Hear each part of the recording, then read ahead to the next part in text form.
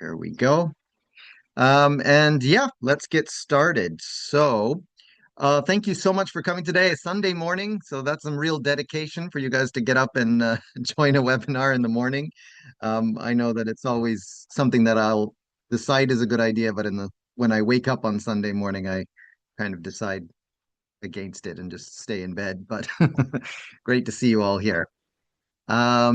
So the theme of the uh, webinar this morning, the workshop this morning, is just practical tips for using the English Coach series. And in order to make sure that the tips that I'm giving or the really suit what you need, I'd like to kind of just get your opinions or your ideas on things. So I'm going to start out with some questions. Feel free to unmute yourself or put up your hand or just throw your responses into the chat if you'd like. So the first question I want to ask is, who out of everyone here, who is actually using English Coach currently, or are you about to start? Oh, I see you've got it in the car with you there. Okay, great. Okay, good. Just about everyone. Teresa, maybe you haven't had a chance to jump into it yet. Oh, you've got notes and stuff in there, Fafi. I see lots of sticky notes. That's good. Melinda's got her hand up. Does that mean you want to say something, or you're just saying yes? Okay, great. I see I everyone's wanted, got. I wanted to say that one of my teachers did start the Yonkyu. Mhm. So I was raising my hand to say that we have Yes. started it. Okay, great, great. All right, so I'm seeing a lot of fives and fours there. Anybody using the Sankyu book yet? Yep, Yoko has. No, all right.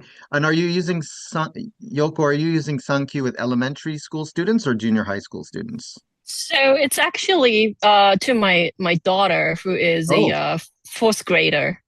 okay. Yeah, Great, great. she has ADHD issues and she is really using really good. Oh, really? That's fantastic to Yeah, hear. it works for that kind of kids, I think.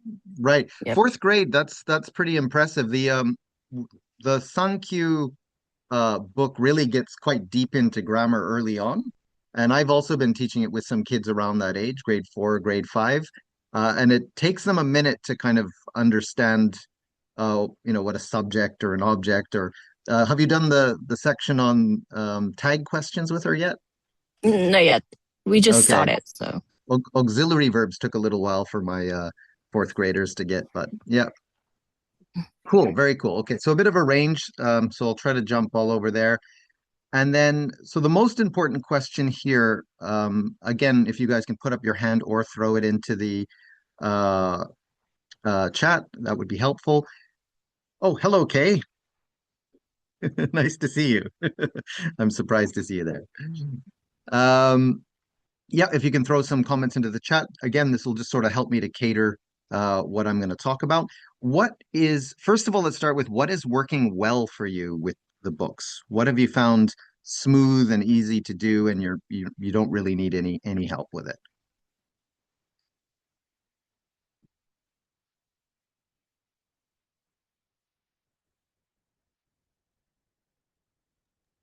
May I?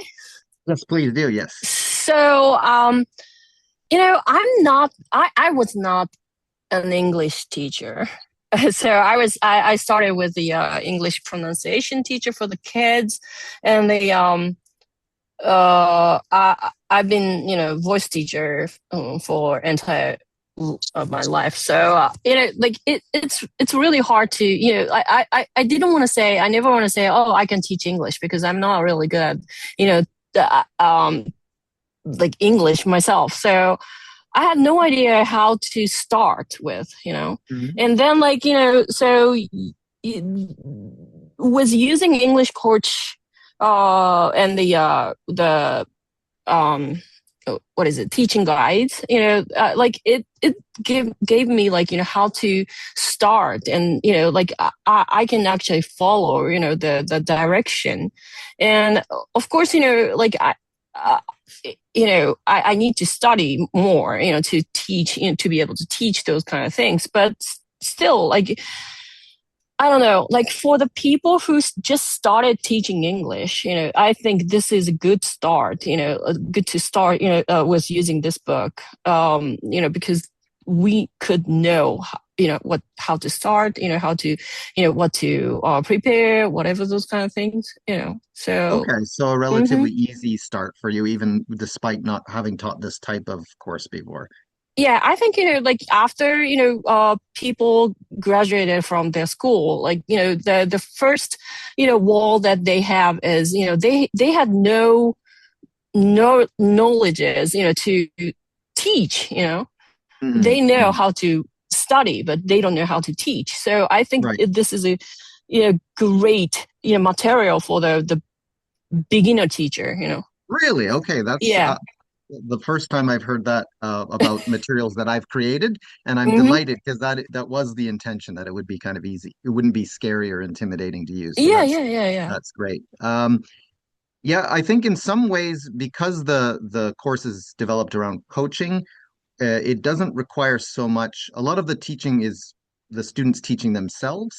So essentially just sort of guiding and helping, which actually can be more challenging than teaching. I think most teachers, if you have a lot of experience, your first instinct is to kind of help and teach. And sometimes the idea behind the course is that you can kind of step back a bit and just sort of direct the student, help them to find their successful strategies. Since your student's your daughter, you know her very well. So that also helps. So I think noticing what the students are, what they're having trouble with, what they're successful with, and kind of just guiding them in that way is the key thing. So perhaps you're uniquely well suited to the job of teaching your daughter with this. Great. Any other comments of things that you think are working particularly well? You again throw it in the chat or unmute yourself if you like. So, with my teacher, I wanted her to first use the QR codes and just do like the grammar videos. And then I like the speed dictionary Oh, good. activities. They're kind of like quizzes. But she said that she needs Wi-Fi. Is that correct? There's no way to like download it No, it's and use it web without Wi-Fi, based. is So there? yeah. That would that be helpful if it were something that you could do offline?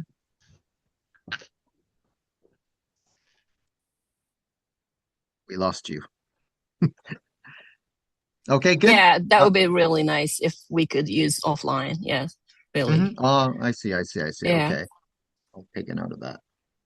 Yeah, Um, so I really like that is is it an app or a website? it's technically a web app, so it's a bit of both. The QR, it's a link to the website. Yeah, Okay, like is it is there, hosted. oh, Mhm. sorry, because my actual Wi-Fi disconnected, but is there a way to like use it offline? Yeah, not yet. And actually, I hadn't considered that, but that certainly is something that can be an issue. It depends on the kind of features that we add as well. An offline version may or may not be possible, but certainly certain elements of it, I think, could be Hmm. uh, done. If it, for example, downloads the content ahead of time, there would need to be some moments where it kind of downloads, but. All right, Okay. thank you for that. I'll keep that in mind. On the note of Speed Dictionary, is anyone struggling with using that? Um, so when my teacher used it with her tablet, when you have to type in the vocabulary word, it's like a spelling test. Yep. I could see like when you're texting someone, the words pop up at the bottom. Oh, really? So I was like, but the kids didn't notice it, so they were trying to figure out how to spell. But then when I did Mm, it on my phone, it didn't that didn't happen. So my right. son, I had my son practice the Sankyu version, and he was getting frustrated because he didn't know how to spell anything. So I Mm, said, just try it. It doesn't matter if it's wrong. It'll tell you the answer. right, So right. I like that it has the spelling element mixed in because I think that's the hardest part for the students. Absolutely. And so it's Definitely. a surprise at the end, like, oh, now we have to spell it ourselves. So I think the more they do it, the better they'll get at it. Right. I have had some comments that spelling is not really required. Well, you certainly don't need to be able to spell the entire word list in order to pass the first ACAN test. I mean, there is some writing in grade three, but again, very limited vocabulary needed for that. The intention with the spelling is that after years of teaching um, students vocabulary for ACAN, I found if they stop at just recognizing written forms of words or being able to read the words, often they seem to forget it a little bit too quickly. And I think if you go past that and you get to the point where they're actually not only able to read and understand the word, but actually spell it, the retention is much longer. So, I mean, what the book requires the students to do is actually a step above what they would be required to pass the test. But I think by shooting here, you're most likely able to land higher above that kind of pass point. And not only that, ultimately, we do want them to be able to spell those words and understand how the grammar works and write accurately. That's kind of the intention behind that. But the spelling, if anyone's using it with Gokyu, my experience has been that the first um, first time an elementary school student grapples with learning to spell 10 words, it can be really hard. Um, but what I think the book tries to do, and what my approach has been with that, is that it presents an opportunity to help you help no it gives you the opportunity to help the students find their strategy for remembering spelling. um, and I've had a few really successful cases where students were ready to give up and just couldn't seem to remember any of the spelling. And then I worked through some study tips, for example, visualizing spelling. I had one boy who at the beginning, when we're doing the goal setting, put 1 on 10 for the test, and I was like, "Oh, that's very low. What's going on? This must be some kind of a confidence issue." So I talked to him about why is that, and he said, "Well, I looked at the book, and we have to learn to spell these words. I can't spell. I can't do it." So I spent some time with him and probed and kind of talked about some different strategies he could try, and he liked drawing. So what we ended up trying out was doing visualizing tricky spelling. So he'd go through the list and choose the ones that he didn't think he could spell, and then he would create an image that incorporated those letter combinations. So for example, for him, the word chef, he came up with the idea of having the H is a chair, and he had a chef sitting on the H, and then he had a knife, which was the C. So he had the CH there. I can't remember the rest of the image. I think the chef was going, eh, and that was the E sound in it. And after he got that image, the first time he got it, every single time after that, he was able to spell it correctly. And for him, that was profoundly motivating, and it just sort of flipped his attitude altogether. So I think when students do find something that's like, "Oh, I can't do this," that's the that's them presenting you with a golden opportunity, right? This is like, oh, let's find something that can help you with this.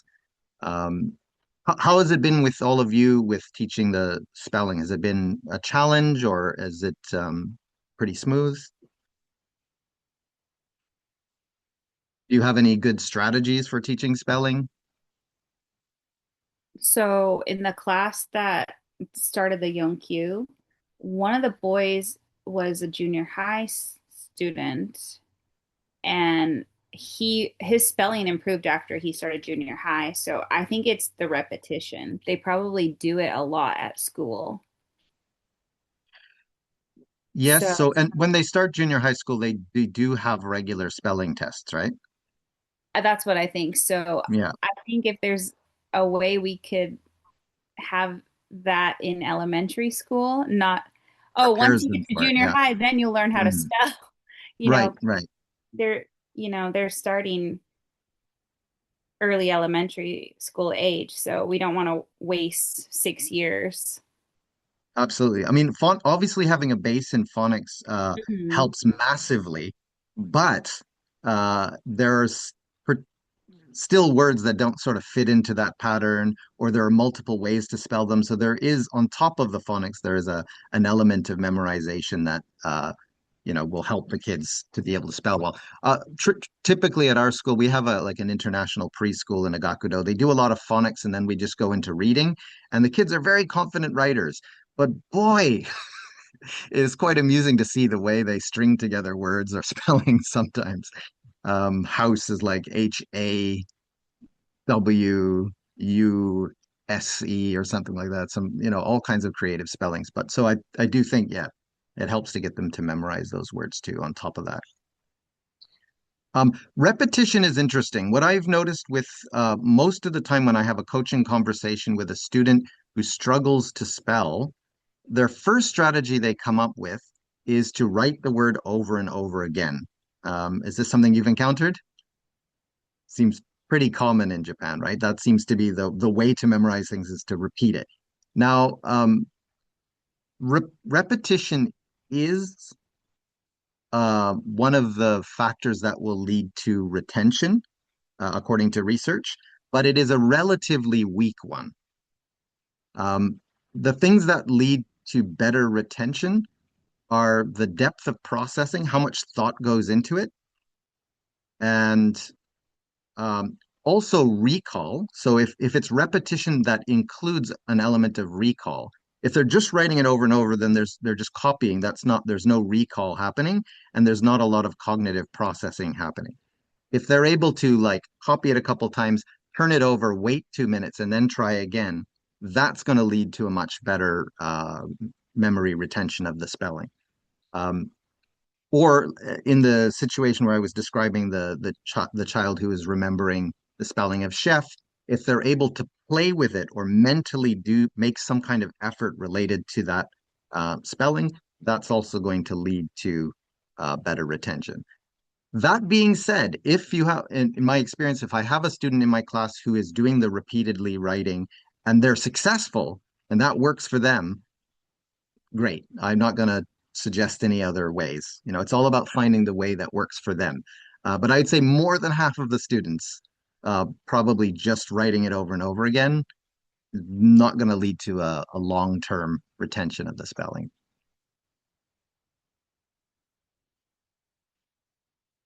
Okay, so let's see here. I'd like to move forward a little bit. I'd like to keep this around an hour, so I'd like to be done somewhere around 11 o'clock. So in that time, again, there's lots of things we could talk about. For example, the teacher's role, um, goal setting and reflection, the vocabulary section, the study tips, the reading sections, the grammar sections, the quizzes and the tests. Um, is there anything in particular you'd like me to address or talk about? Is there something that you've kind of been looking at or using with students and thought, this somehow doesn't work for me? Fafi, you've unmuted yourself. Well, not that it doesn't work. It actually works. Sorry. Like, I have an extra book in my class, and like the class already has a different curriculum. So, like, I'm using the English coach book as like a partner book. So I Right, have to move from like topic to topic right. based on what the curriculum is looking at in that particular time. So for now, for example, we're looking at family and friends. So I have to start from like unit 4, and it's like Okay. it's really useful. So I don't start from like it's useful like the but the syllabus page. It would be nice if it had like page numbers Okay. Oh, I see. I see. because That's it states like it's it states everything, like it gives where the vocabulary is, the grammar and everything, but there are no page numbers. right. So like that's so like you have to kind of go digging which page it is. And so if you're like if you Got it. find Got it. something that you're interested in at that time and that you may have not planned for, then you're gonna go Yeah. digging again. So that's my only thing, but it's a really great resource. Great. Thanks. Thank you for that comment. That is useful. I'll definitely consider that. A couple of points about not using the book in order. One is my apologies, but we're producing the videos and the speed dictionary content in order. So if you're jumping ahead of that, obviously like if you go to Unit 4, you're not going to have that available yet. So apologies for that. The other thing is, while I I can see the reason that you're trying to topic match, right? So that's the reason that you're jumping around. At the same time, the course is spiral syllabus. So in that sense, what we're introducing in Unit 1 continues to be recycled later on, and it builds little by little. So you're kind of losing that effect if you jump ahead. Perhaps your learners are kind of at the level where that doesn't matter. Yes, they're advanced. They're all advanced. I'm like most of my kids have already written like fifth grade and they've already passed it. So Right. like they're ready, and the book that they are using is actually a bit more challenging. So it's a bit easier for them to understand what they get from the. That's why it's such a great resource, because Right. it still like it still meets the goal. So Right. it's still very useful. That's interesting. So I do actually, a lot of the students at our school also are seemingly above the level that they're taking of English coach. So for example, if they've been to preschool, or they're quite communicative, you think like, oh, why are they learning, I am a doctor or whatever.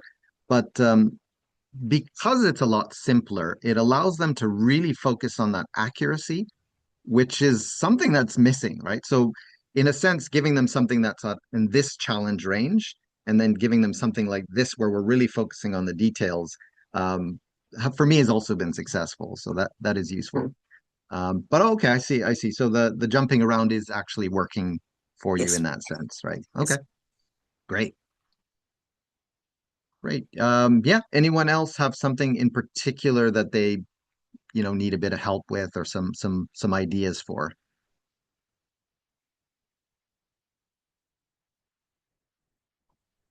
Hi, Oh, go. can I talk? Go for it. Yes, please, Haruna.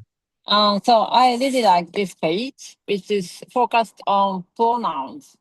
Right. And but it's that challenging that sometimes we cannot make a difference between she and you. Yes. So if the pictures are more focused on if it's you, Hmm. two person are actually meeting. Yeah. Yeah, and if it's she or they are not looking at each other, then Right. I think they do understand more. Yes, I've actually received the same feedback about that page, and personally, when teaching it, I've also found it's not kind of crystal clear for the students. So yes, that will definitely be improved in the next version. That'd be great. Thank you. Yeah. I think, yeah, I trying to avoid having an overly specific grammar teaching system. There is kind of a system in it, but I don't want, every teacher kind of has their way of teaching things, and I don't want them to have to throw away everything that they do and kind of follow this system. Like you is always this, like something that's too symbol. Like there should be some flexibility in it.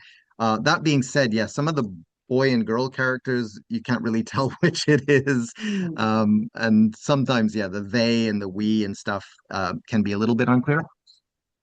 On the note of the grammar page, actually, sorry, yeah, no, let me stay on that theme for just a second. When you taught that page, did you first allow the students to try to figure it out and then next let them watch the video, or did you do it the other way around? Actually, I'm not using video yet. I am Hmm. using different materials, and they have already they know how to say she is 99 or Right, their right. selves. But I want to make it clear that if it's they or I am.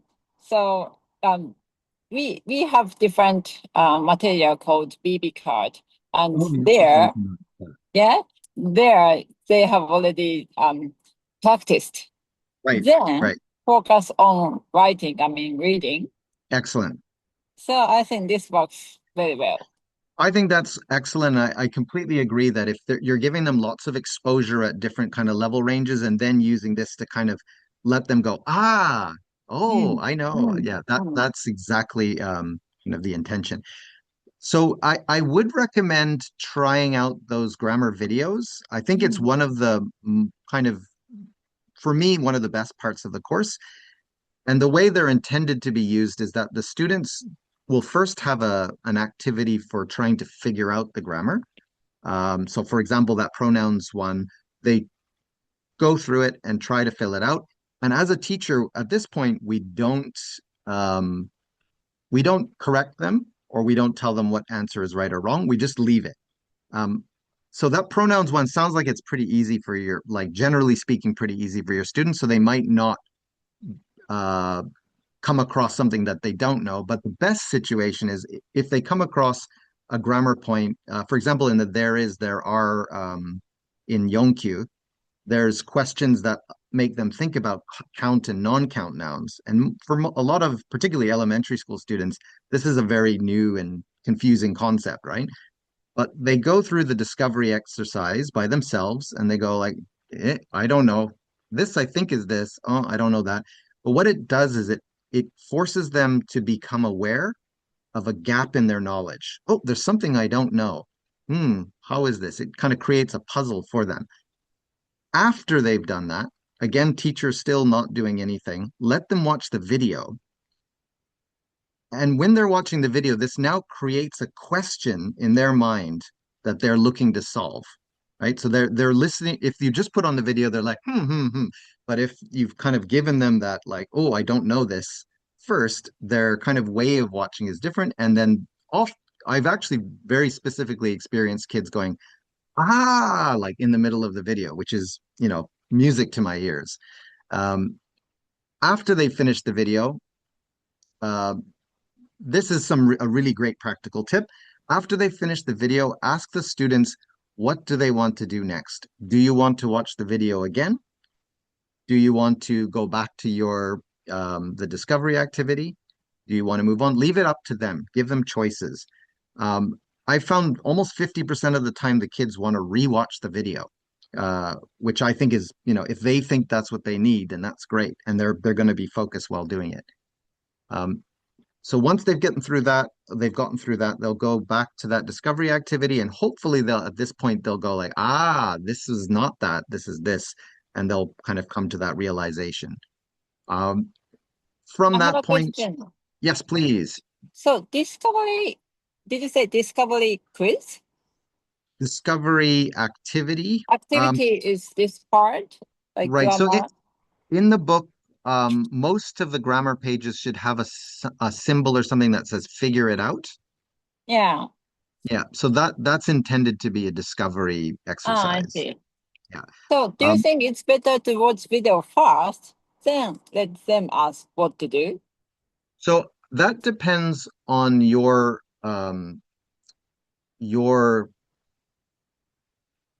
background as a teacher and your beliefs. My personal belief is that children should always, or students, everyone should always try to figure things out and try to discover things before they get clarity. Because when they figure things out on their own, their retention, the depth at which they understand it is very different than if someone explains it. I do suspect a lot of teachers are nervous with that approach and they think they need to be very clear and they'll probably want to like, well, I can't ask them a question if they haven't learned the answer and want to show the video first. But I would encourage you to get them to try to figure it out. Struggle isn't so important. You want your students to have just the right amount of, I don't get it, and then let them have the clarity afterwards. I'll My try advice. that. Yeah, give it a try. Thank you. So I think, having the videos are really good, actually, like especially for the kids, like who has, my daughter obviously has ADHD, but the other, my student, he is having something. I don't want to say it, he has ADHD or something, but so for them, they get bored so easily, So I have, me just talking for entire, 40 minutes, that was like a hell for them, So having speed dictionary time and having a video, watching video time, that was really good. But I just kind of felt like, for example, we just finished the unit 1. The video said that use the katagaki, the some of the words that in Japanese it was a little bit hard to understand for the the elementary school students. So Right. I think that's gonna be I don't know, change in some point, and also the speed of the conversation in between those characters a little bit slow, I feel. So by the end of the video, my student started like doing like playing, like looking Yeah. around, whatever. So I actually used the what is it, speeding thing, 1.2 Oh, really? times. Wow. Okay. Yeah. So yeah, because it's on YouTube, so Right. yeah. Yes. And So I suspect that also from personal experience that the length of the video is one thing. So the Yonkyu video, if you're talking about for example, the there is, there are, the second one on question forms, that one's pretty long. That's like mm, 7 minutes or something. And oh the wow. end part, it goes through really goes through the like different counters, like slice of and stuff like that. They kind of lose it a bit there, right? Mm. Uh, yeah, so I agree with that. The pacing, the one thing that I can say is that we've tried to include pauses to sometimes a bit long pauses to allow the students to kind of try to answer in their mind. So if there's a question posed like or like is there some rice?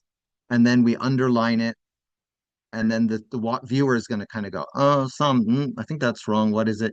Just allow them a moment to kind of think about it. But then other points probably do need to move a bit more quickly, especially when they're speaking in Japanese, I guess, right?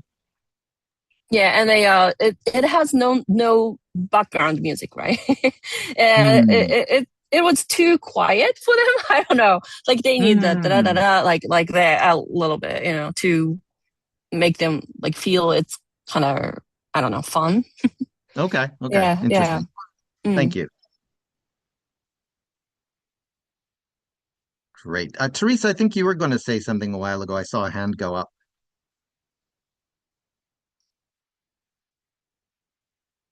You're muted still. Can you unmute? Bottom left corner, there's a microphone. Oh, no.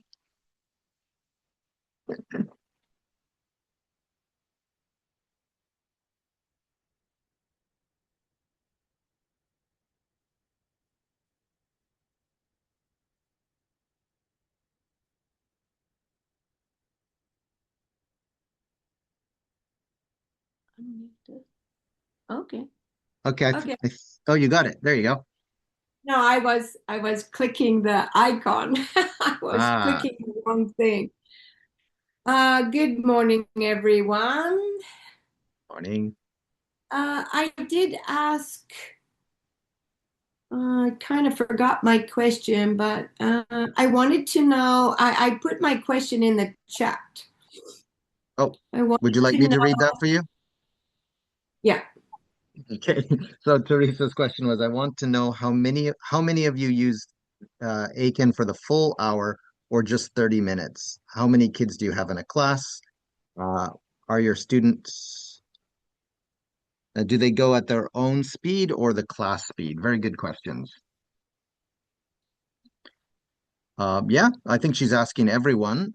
So how long do you spend in class on English Coach? Is it the full class? Is it a part of the class?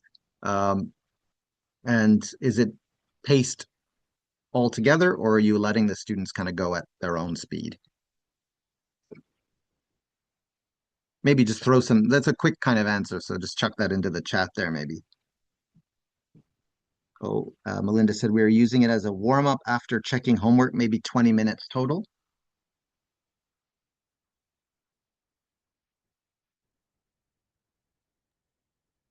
How many kids in the class for one teacher?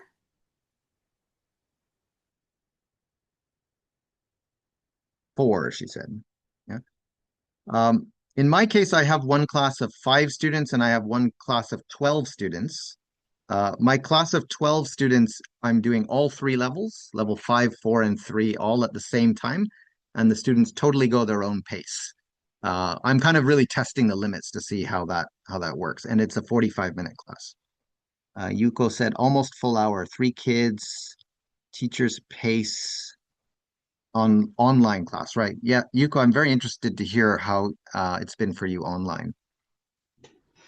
Yeah, it's been really great. I mean, these kids I've been teaching online only. I've never taught personally, so they're used to learning online. So, Mhm. and I used to have maybe 6 to 8 kids before, but now I have 3 kids for ACAN, which is pretty good. I was thinking maybe 4, but I think 3 is a good group Mhm. doing online class for an hour. Um, let's see. Um, I was Yuko, wondering, yeah, Yuko, they have their own physical copy of the book yes, online.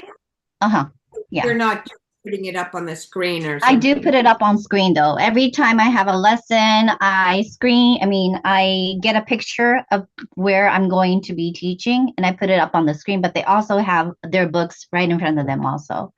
But since they don't have the workbook yet, I've sent them the pictures and also I'm using the workbook as a homework activity. And I was wondering for everybody, I wanted to ask a question. How are the kids doing on the workbook? Because I thought the workbook was pretty difficult for them to be able to do it on their own. So I was gonna ask you, Adam, if it's okay, but I've already made homework videos for them to use Oh, because beforehand I use this. Where is it? I use Think Read Write yeah, of learning for phonics, and they use the workbooks as homework. mhm, And as you know, this workbook too has like 100 pages, and right, for them to be able to do the homework on their own was a little bit difficult. And I didn't want to put the burden on the mothers, right. so I made homework videos for each page. And that's what I'm doing right now for your workbooks too. I'm making a homework video page that they can work together with me. It's like I'm teaching them and they can just look at the Would video and would you be interested in sharing those? yes, of course. Oh my goodness, that would be amazing. I mean, No, if it's okay, it's in Japanese too, of course. Mainly it's in Japanese, but fine, yeah. every word that I tell my students that they cannot do their homework like silently. Hmm. They have to speak out and use their voices when they're doing their homework. So they're pretty used to it. But so I say, 声出してね, はい、今から言うよ, and I make them Okay. write together. So those homework videos are I mean, I think the mothers say that they're very helpful. It helps Right. them. They don't have to teach them. And it's a lot easier for the kids to be able to work on the homeworks. But because they know that they're not going to be going like, what is it? And they don't have, they're not, spending time thinking. Yeah. Yuko, I think that's a really great idea, and I would be delighted if you would share it. The Yeah. one thing I want to kind of just I don't want to disappoint you, but we're probably going to revise the workbooks quite a bit. So Okay. the That's videos fine. you're making now might actually not be exactly useful as is later, which is really unfortunate. Oh, it's okay because But it's not like I'm doing a whole lot of editing or anything. I'm just filming myself. I'm putting up the workbook on the screen for Zoom, and I'm just video mhm. recording that. Okay, okay. Yeah. Yeah, so actually if anyone does, I know that the worksheets that we put on the site are probably riddled with errors and they have some issues. Sometimes the grading is not totally appropriate. Some of the questions, especially in GoQ, are a little bit too hard, I think. But we've completed the writing on all of the workbooks now, and we're just proofreading and editing them now. So we'll have those available. I'm sure you all got the message about it, but you can pre-order them through the site. We're offering them if you pre-order for just 850 yen a piece. So roughly the same cost, I think, as if you were photocopying it yourself. And you don't have kids with lots of papers kind of, that's been driving me crazy. It's nice to have it all together. So if you do want to get some copies, I think the link is in the email. It's also in the Facebook group, or just, send me a message if you do want to order a few of those. But hopefully they'll be a little bit more accurate than the using so far. Right, thank you. There was a few more answers, I think, to Teresa's question there that came up. Um, so almost full hour, 3 kids. Oh no, that was Yuko. I've only used GoQ a couple of times in a private lesson so far, about 40 minutes. Okay. MO is who? I guess who that is. I'm not sure. Oh, Melinda. 4 to 5 students. It's hard to manage passing around the tablet for the speed dictionary quiz, but I think it's engaging. I think it's better 2 to 3 students. We actually started the Aiken book because the students are very shy and seem not to be interested in conversation-based class. Okay. And Haruna said it's part of the class after practicing related skills for about 15 minutes. Okay, so definitely a variety. Some people using it as a small part of the class, some using it for the whole class. So most people are thinking smaller classes work well. Uh, I would actually say mixing abilities and having big classes is easier to do with English Coach than pretty much anything else I've used so far. As I mentioned, I'm teaching 12 students with 3 levels at the same time. The way I actually had some teachers observe the class yesterday. It's not, I wanted to share some videos of it, but it's not a very viewer friendly class because my students come in and they just start studying. They know what they need to do next. And then I just sort of circulate around and I kind of do a little bit of coaching here and there and stuff. But if you watch it as a whole class, it's very hard to understand what's going on because some of the students are on pace and they kind of work together. I've had some students that are really good at quizzing each other on vocabulary. Um, but essentially, for me, it's mainly circulating. I'm never kind of addressing the whole class. Teresa asks, how much are the books? So you're talking about the workbooks? The workbooks are 850 yen for now, if you pre-order. You are still muted. I know. No, there you go. My eyesight is really bad. Let me see. No, how much are the textbooks? We're selling them for extra copies this year. We're selling them for 1,500 each. I do think next year we will need to raise the price to 2,000 per book, roughly around there. So 1,500 and 880. So Yeah. 1,000 yen, about 3,000 yen. Well, there are 2 books per level as well. 2 books per level. Yeah. Really? What you have so far is only one book. I will be sending you some free copies of the second book as well. Yeah, if you do check in the cover there, you've got the 2 textbooks, 2 workbooks, and then obviously the speed dictionary stuff as well, which is all for free now. Book 1. Book Yeah, 1. we're working on book 2. They're coming. I see. Yeah. Where's your school, Adam? I'm in just outside of Osaka, 20 minutes from downtown, like Umeda, in a place called Kawanishi, which is technically in Hyogo.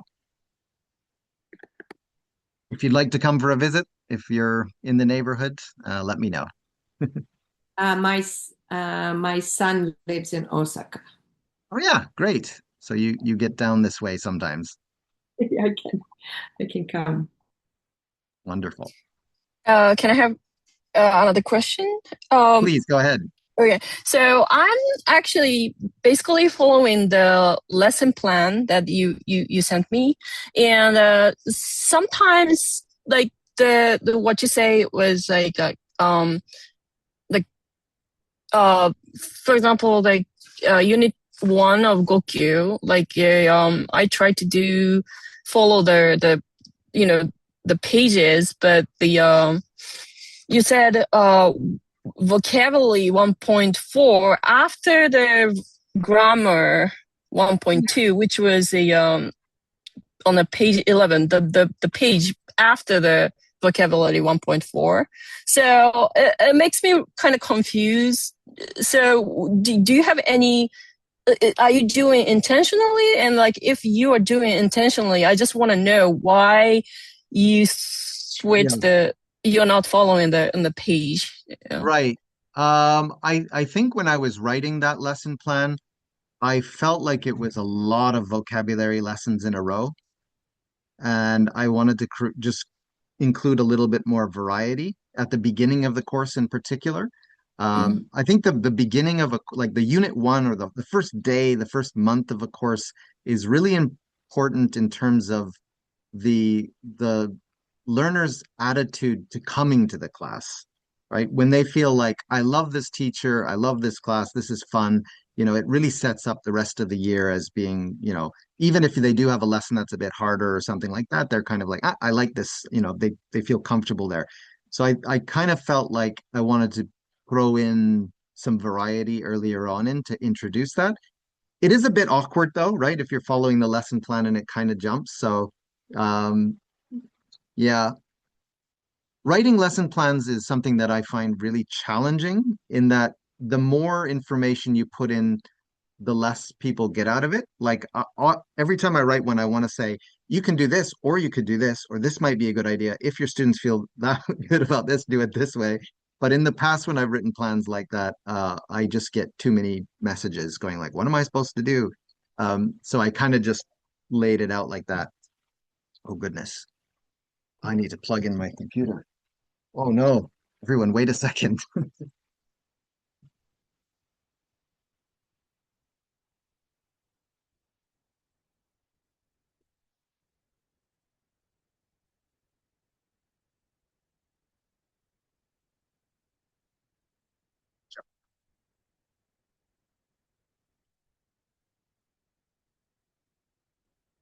Sorry. Does that answer your question, Yoko? Yeah, and also I also wanted to know, like, there was a unit one quiz practice as a homework after the unit one quiz has done. So Mhm. I just wanted to know, like, I switched, Yeah.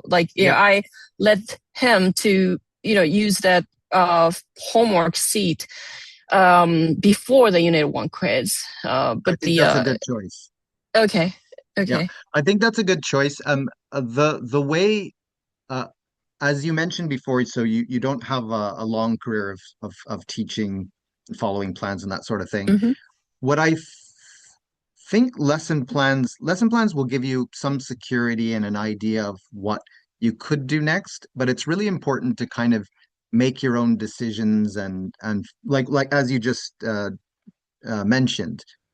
And in this case, I also think letting the students decide is the ultimate. It's very empowering for the students when they can learn that, oh, I finished this. I think I need this, and make their own choices. You're really doing them the best service. They're going to be able to take control over their own learning. The I'm glad that you mentioned the tests and quizzes because that's one of the really pivotal decision-making points for you and also for the students in the flow. I think when you get up to a quiz, what I've been saying lately is, do you want to do the practice quiz in the workbook first? Do you want to review before you do it? Do you feel ready? What would you like to do? What are you finding challenging? And just let them kind of really take that quiz when they feel ready. Sometimes I'll let them take 15 or I've had up to 15 minutes in class where they're just reviewing on speed dictionary, going through their vocabulary, spelling things and stuff like that before they start. So yeah, the workbook and the speed dictionary offers a lot of practice, almost too much for some students, and maybe just right for some. But it's kind of your option and their option of when, for example, you finished a grammar page, should they do speed dictionary grammar? Should they do some of the workbook? Is there some other work that they need to do? Just make sure that don't do it for the sake of doing it. Do it because they need it and they think that they need it would be the kind of guiding principle. Yeah, I thought so. So I let my student decide, and he said, oh, I want to practice before the unit, quiz. And so I let him do. So I thought that is this English coach, like content, what you wanted them to do, right? Like, yeah, you it's nailed just it. yeah. So yeah, I thought so. Oh, that's great. And one more thing about the speed dictionary. My daughter, who has ADHD, she was like, oh, mommy, I did I only had one mistake, look, and you can see all the scores. Right. But she said, so I asked her, so which vocabulary you missed? And she was like, oh, I forgot. So she said, tell Adam. It's from my daughter's word. Okay. So tell Adam, I need to see which, vocabulary I missed after, after, she finished everything. She That said is a that. really good idea. Yeah. She was like, I need to know that. Then I can practice more. Please tell me, if you don't mind, if you give me her name, I'll include her in the reviewers section of the because that honestly, I promise you, I will actually do that. I think that is a great idea. Yeah. Okay, thank you. The vocabulary that they do make mistakes with does go into the review system, and it's reviewed at a higher frequency. So if they're doing the reviews, they will get more practice with that, more frequent practice. But I think you're absolutely right that if they can just see this is the word you made a mistake with right at that point, that's a kind of a key moment where they're motivated to kind of learn that one, right? Yeah. Very smart girl.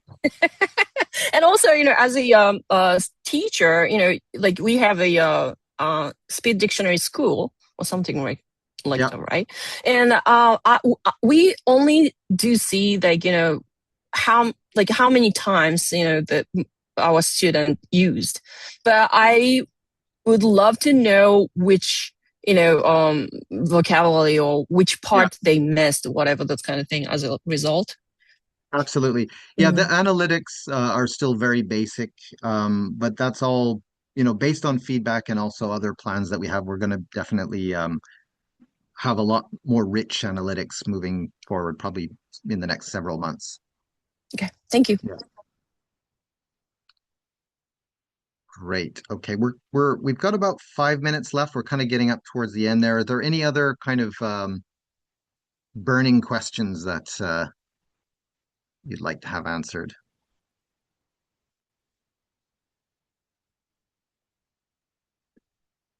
Teresa, you do a kind of it looks like a gang sign or something. That was a hand up. I was like, what? I'm not using the book yet, so I just did the QR code for the dictionary, the speed dictionary, and it's username, email, and password. So that's me. Okay, so you have two options. If you want your students just to create an account directly without your school, they can just put in a username and an email, and they can use it directly like that. But you can make a school very easily, sign up your own school, and then produce accounts and make little login cards for the students with the dashboard. So that I would recommend doing that. It's really nice and easy. I can actually show you. Does anyone not have a school here and would like to see how to do that? For now, I would like to know how to do that since we're still waiting for our school to confirm a few things. All right. Thank you. Great. Let me just walk you through that. It's super quick. I will throw the URL into the chat first of all. Hold on a second here. Okay, so Oh, hold on a second here. Let's just do that. Copy. So this is the, where's the chat? There we go. Okay. So I've just put a link in the chat, which is for signing up a school. And so for this one, you just, okay, I'm already logged in. Okay. So that's my school, but let me just log out there. So when you first see it, you'll get, please click on this, register a new school. Would you like me to zoom in, Teresa? Can you see it? Okay, I have a question then. Yep. So if I sign up to this speed dictionary, are all 3 levels, like 543, on this one page? Yes, Do I everything's have there. to create another one for 5, another one for 4? No, nothing. Super easy. This is the school. So this one you just do, you do register a new school, put in your information, and then that will bring you, once you're signed up, you'll get to this page.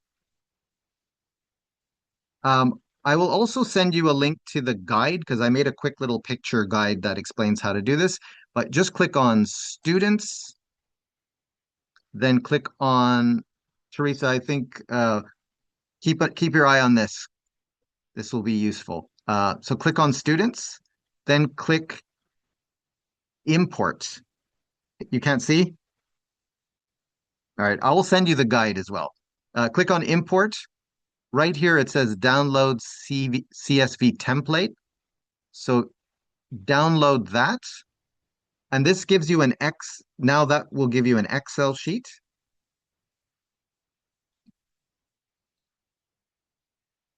And here is the Excel sheet that you've just downloaded. Oh, let's see. Are you guys actually seeing that? No, you're not. Let me switch. There we go. Okay, so this is the Excel sheet that gets downloaded. In this, you can fill in your student's first name, last name. These are necessary.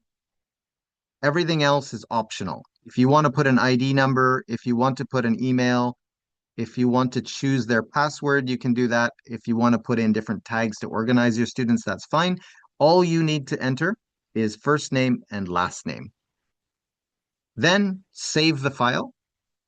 File, like save as something today, for example. And then we're going to go back to here. And then click on that. Here's the CSV that we created. Drag it into here. Sorry, this is my actual school, so I'm not going to do it. But then you just click import and all of the student accounts will be created. Then after that, last thing, really, really simple. We go to print login sheets. And this automatically goes to your printer. You can print color or black and white if you like. These are just logins for all of your students. So it has the student's name, username, password right there. You can cut these out and hand them out to your students. Make sense? You look a bit overwhelmed, Teresa. Is all right? I'll send you the guide. And if you have any questions, just get in touch with me. But it's fairly easy to make. You can make as many accounts as you want. Yeah. And if you wanted to see this, that's the school account, but the student account looks like, is this school? Oh, no, wait, here we go. So the students will receive this. They can use it on a phone or on a computer. If they go to study, then they get all the books here. So if you're using GoQ, you can click on that. And then all of the content is labeled here. Grammar 1.1 video, grammar exercises, vocabulary exercises. It's all just in a row there.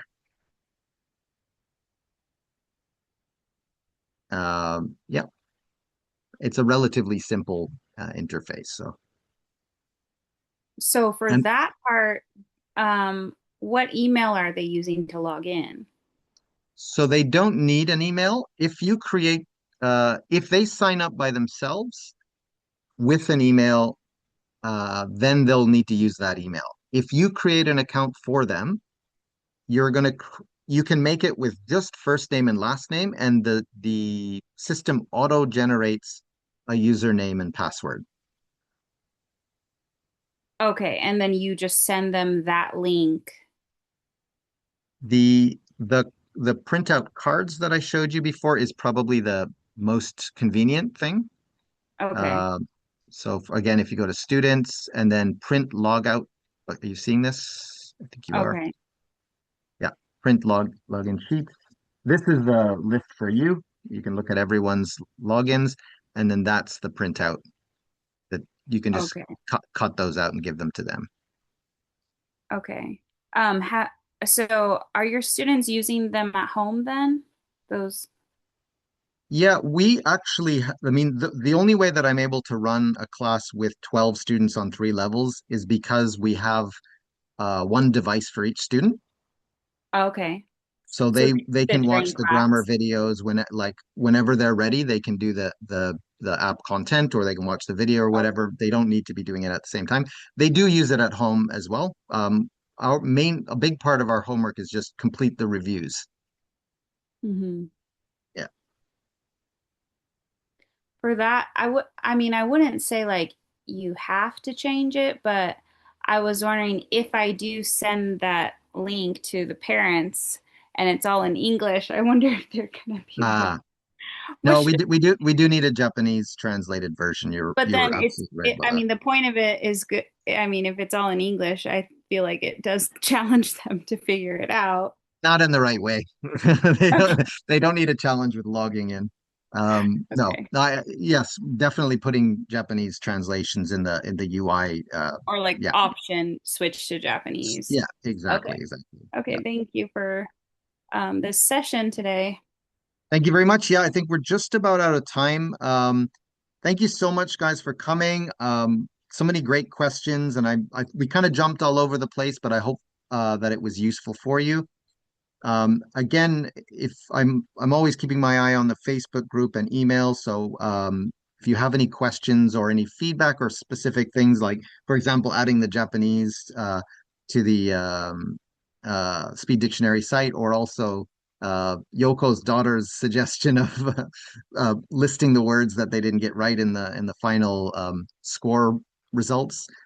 All those are great ideas. I'm not just open to them. I need these, and this is what's going to make the course run even better and just sort of do everything everyone wants in the next version. So thank you so much. Let's leave it there. Thank you, Adam. Thank you so Have a much. good weekend. Thank you, You everybody. Thank Have a too. nice Take you. care. Have a good weekend. Thank rest of your you. Sunday. Thank you. Thank Thank you. Bye. you. Thank you. Bye. Bye. Yeah.